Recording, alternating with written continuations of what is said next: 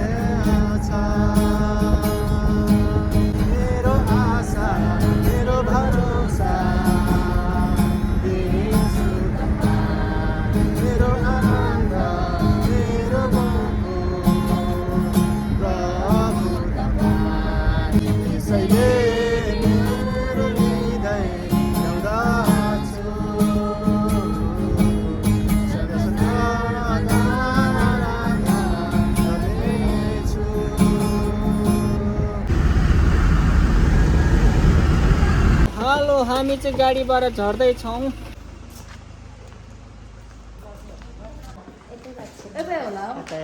गति भर्खर सकियो कस्तो राम्रो ट्राफिक छ कहिले त सही आउँदैछ